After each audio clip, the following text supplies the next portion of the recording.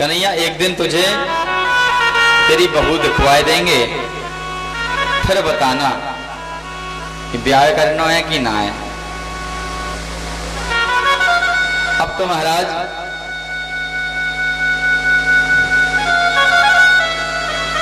सांवरे सरकार बड़े हुए।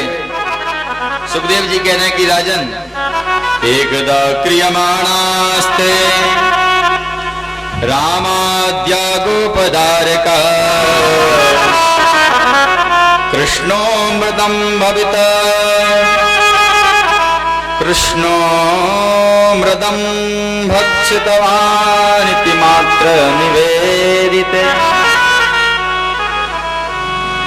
एक दिन कृष्ण बलराम आदि ग्वाल वाल खेल रहे थे। यशोदा मैया के पास पहुंचे और कहने लगे, मैया आज गोविंद ने हम सबके सामने माटी खाई। आज गोविंद ने हम सबके सामने माटी खाई। मैया ने कहा झूठ बोल रहे हो। बोले मैया त्याई कसम झूठ ना है बोल रहे हो। अच्छा का प्रमाण है? मैया यदि त्याई अल्लाह ने मिट्टी ना खाई तो हमें 2 डंडा मारियो। मैया ने कहा ठीक है चल देखते हैं। अब तो महाराज जैसे देखने गए तो लल्ला के होठों में मिट्टी छपी रहा है। नजरानी ने कहा क्यों चौरे मिट्टी खाता है? मैया नहीं मिट्टी नहीं खाई हमने, ये सब लोग झूठ बोल रहे हैं। सुखदेव जी ने कहा मैया, सुखदेव जी कह रहे हैं राजन, भगवान बोले ना हम भक्षते मानं सर्वे मिथ्या विवासंसनः यदि सत्यर गिरस्तरहि समक्षं पश्य मे मुखं नाहं भक्षति मानं सर्वे मिथ्याभिसंशिनः यदि सत्यगिरस्तस्य समक्षं पश्य मे मुखं। भैया कन्हैया कह रहे हैं कि मैया यदि तुम्हें विश्वास नहीं है, भरोसा नहीं है तो आकर के हमारे मुख के अंदर झांक करके देखो। अब मैया ने कहा देख तेरे ओंठों में तो लगी, अब हमारे सामने दे रहा है। बोले नहीं मैया आकर के तेरे देखो तो सही। फिर डांटने का आपका हक है। मैया ने कहा देख हमारे सामने ही 420 करने लगा। मैया ने कहा रह जा दारी के अभी बतावत हैं। बस मैया ने छड़ी उठाई, रस्सी उठाई। मैया ने सोचा ये बिना बांधे नहीं मानेगा, लेकिन मैया ने विचार किया पहले देख तो ले, खाई है हमारी तो छपी बस है। तो महाराज मैया ने जैसे ही मुख खुलवाया भगवान का तो विश्व ब्रह्मांड के दर्शन हो गए भगवान को। सारे का सारा ब्रह्मांड मैया के मुख में, कृष्ण कन्हैया के मुख में मैया को दिखाई दिया। मैया आश्चर्य में पड़ गई। मैया विचार करने लगी कि महाराज कहीं हम ये क्या देख रहे हैं, कहीं ऐसा वैसा हमें भाई कहीं गलत तो नहीं देखा हमने। आंख रगड़ के फिर से देखा तो अब देखा तो अब भैया दिखाई दे रहा है कि अग्नि तरवेश से शिव चतुरानन राम जय राम अग्नि तरवेश शिव चतुरानन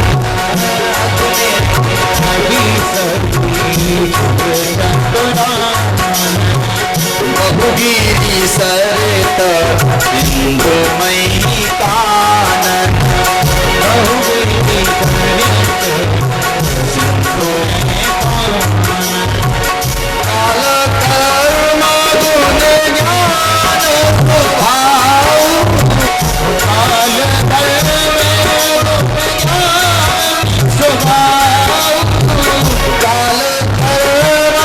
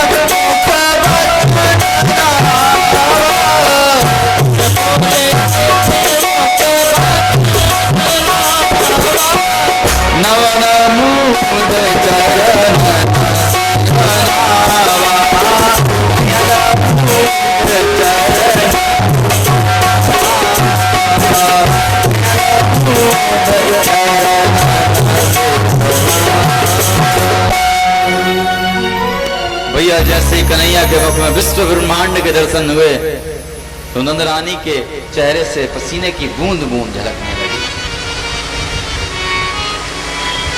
मैया आश्चर्य में पड़ गई। भगवान ने विचार किया कि मैया ने हमारी माया जान ली है, इसलिए अब मैया के अंदर ममतत्व भावना हो गए कि प्रभुत्व प्रेम भाव आ जाएगा, इसलिए कन्हैया ने मैया को सब विस्मित करा दिया। भगवान ने मिट्टी खाई, क्यों खाई? भगवान ने सोचा मेरा अवतार रजोगुण प्रधान है, आगे बहुत से रजोगुणी कर्म करने आता, इसलिए रस खाई।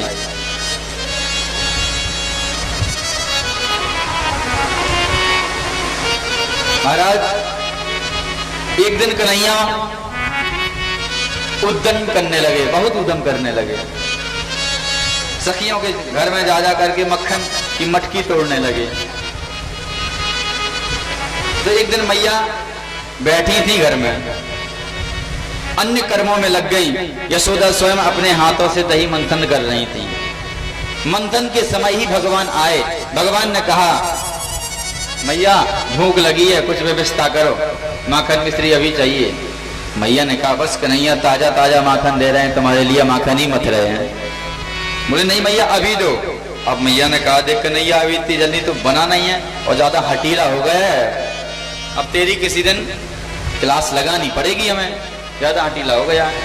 कन्हैया ने छड़ी उठाई, बस जाकर के जितने भी घर में मक्खन के मटके रखे थे बस जाकर के फोड़ना प्रारंभ किया। फोड़ते फोड़ते फोड़ते फोड़ते मैं 10-15 मटका तोड़ दिए। मटकियां बड़ी बड़ी मटकियां तोड़ दी। वह भवन क्षीर सागर के समान लगने लगा। अब क्षीर सागर क्यों नहीं लगेगा? जहां क्षीर सागर के अधिपति, क्षीर सागर के प्रभु स्वयं पधारे जिस घर में, उस भवन में क्षीर सागर के समान क्यों नहीं लगेगा? स्वाभाविक लगेगा। मैया को क्रोध आया। मैया ने बालक कन्हैया को लिया और ले जाकर के रस्सी उठाई, बस बांधना प्रारंभ किया। रस्सी को बांधना प्रारंभ किया। घर में जितनी रस्सी थी सब रस्सी से कन्हैया को बांधने लगी, परंतु जितनी भी रस्सी से बांधे बस 2 अंगुल कम पड़ जाए, गांठी ना लग पाए। 100-150 रस्सी के टुकड़ा जोड़ दिए, जितने घर में थे सब जोड़ दिए। अब कल्पना करो जिसके घर में 10 लाख गाय हों, उसके घर में रस्सी कितनी होंगी? कल्पना करो, विचार करो अपने मन में कितनी रस्सी होंगी। जितनी रस्सी थी सब रस्सी से कन्हैया को बांध दिया, परंतु 2 अंगुल कम। क्यों? क्योंकि मैया क्रोध में बांध रही है और प्रेम भी नहीं है, बस क्रोध है। प्रभु कहते हैं मन, निर्मल मन से हमें बांध सकते हैं।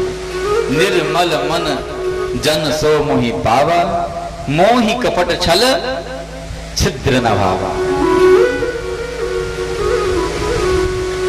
प्रेम, ईश्वर को प्रेम अपने वश में करता है। यदि ईश्वर को अपने वश में करना है तो ईश्वर के प्रति प्रेम करो। संसार भाषा में कुछ नहीं रखा है। पहले के फिल्मी कलाकार बहुत अच्छा लिख गए हैं भाई। शब्द देखो, फिल्म तो गाना का है। कह रहे हैं हम वफा करके भी तन्हा रह गए, दिल के अरमा आंसुओं में बह गए। अरे दिल के अरमा आंसुओं में तो बहेंगे ही, मूर्ख हो तुम तो संसार के प्राणियों से प्रेम कर बैठे। प्रेम करना ईश्वर से करो। प्रेम की भक्ति ईश्वर से की यशोदा मैया ने, तब आगे जाकर के 2 अंगुल जो रस्सी कम पड़ती थी वह पूरी जुड़ गई। क्यों? कहां से जुड़ी? प्रेम की रस्सी मंगवाई गई। प्रभु पहले भी कह चुके हैं प्रेम करो, प्रेम में सब कुछ है। भगवान कहते हैं तुम प्रेम करोगे हम तुम्हारे वशीभूत हैं। नवम स्कंद में कहते हैं हम भक्त पराधीन, स्वतंत्र नहीं है हम। भगवान कहते हैं कि हम स्वतंत्र नहीं, हम तो बंधन में पड़े हैं, संसार के प्राणियों के बंधन में। थोड़ा सा आध्यात्मिक देखें। जीव परमात्मा से प्रार्थना करता है, महाराज हम जाकर के तुम्हारा भक्ति करेंगे, भजन करेंगे, पर यहाँ पर माया लपटानी, भूमि परत व डावर पानी, जिम जी वही माया लपटानी। यहाँ पर जैसे ही आए वैसे ही माया ने घेर लिया। ये हमारे चाचा, ये हमारे पापा, फूफा, जीजा, दुनियादारी के रिश्ते बन जाते हैं। बालक जानता नहीं है क्यों, जब आता है यहाँ पर संसार से प्रेम करता है। ईश्वर बार बार चेष्टा देते हैं कि अभी भी समय है।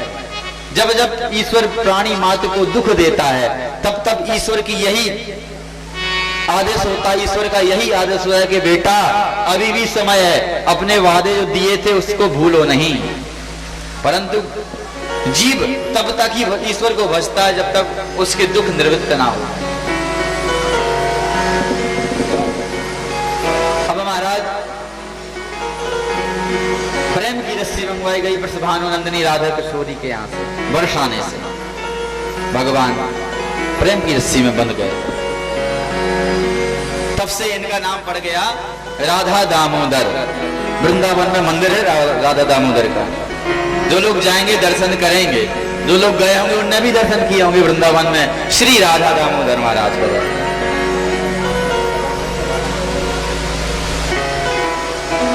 ईश्वर इसीलिए तो कहते हैं, ईश्वर प्रबल प्रेम के पाले पड़कर ईश्वर को नियम बदलते देखा। अपना मान टले टल जाए पर भक्त का मान न टलते देखा। ईश्वर प्रेम के पाले में है, प्रेम के वशीभूत है।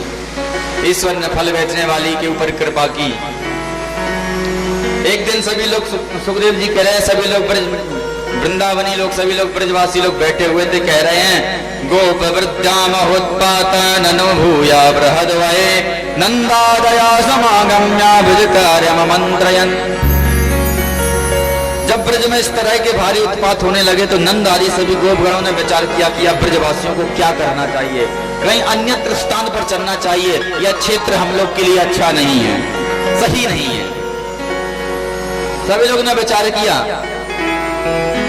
तो एक गोप ने कहा महाराज नंद बाबा हम एक जगह बताएं, बहुत सुंदर दिख करके आए। बोले बताओ। उपनंद ने कहा वनम वृंदावनम नामा पशव्यम नवकाननम गोप गोपी गवाम सेव्यम पुण्याद्रित्र बद्रिरूधवम। बोले वहां पत्र लताएं, वृक्ष, तुलसी ही तुलसी के वृक्ष हैं, बहुत अच्छा वन है। वृंदा के पेड़ दिखाई दे रहे हैं, जहां देखो तहां बहुत आनंद आता है, बहुत सुंदर लगता है। वहां पर बड़ी जमुना जी का पानी बह रहा है, हमारी गायों को पानी की दिक्कत भी नहीं पड़ेगी प्रभु। वहीं पर चलो नंद बाबा, वहां पर हर प्रकार से व्यवस्था है, पानी की व्यवस्था, रहने की व्यवस्था, क्षेत्र की व्यवस्था, जमीन की व्यवस्था, बहुत अच्छी जगह है। सभी लोग एकत्रित होकर के वृंदावन चले। बहुत प्यारा भाव है। चलो हम लोग भी वृंदावन की ओर दर्शन करने चलते हैं, एक बार वृंदावन को देखते। वृंदावन है कैसा, अपने मन को वृंदावन के लिए और प्रस्थान कर रहे हैं।